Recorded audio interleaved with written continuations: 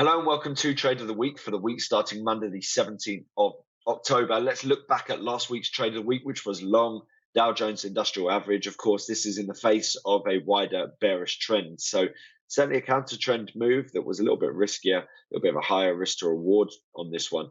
It's been a tough one to take because actually I haven't necessarily been wrong. The market has popped once again, but what we have seen in the midst of that is a flush lower on Thursday. So we can see here, we took our trade down here.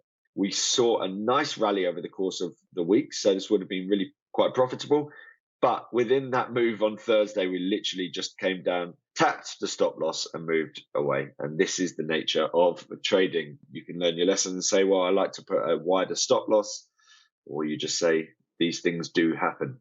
So a bit of a difficult one to take, but we are moving higher once again. So I do think there is still a chance that we come into this wider retracement area before the bears come back into play. For the week ahead, I wanted to move away from the whole risk on, risk off sentiment that we're seeing throughout markets because there is that possibility of the wider rebound for equities. I wanted to look here at euro sterling. Of course, we saw that big pop in euro sterling around the time of the UK mini budget. We subsequently saw this big reversal candle. We've been building on that. The 4-hour chart shows you that we've ended the creation of higher highs and higher lows on an intraday basis with this head and shoulders formation signaling the potential for further downside. The risk here is that we pop into a deeper retracement here. So arguably I could just take the trade and put a stop above this level here, which would be around about 88.65.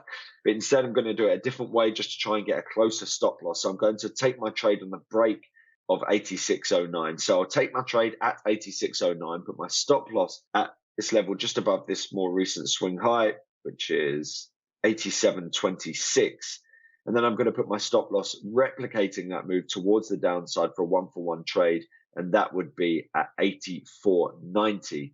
So waiting and hoping for the next leg lower here for euro sterling as we build on the head and shoulders formation that we've seen here and the big reversal from the mini budget as we move into a new chancellor and who knows, maybe even a new prime minister.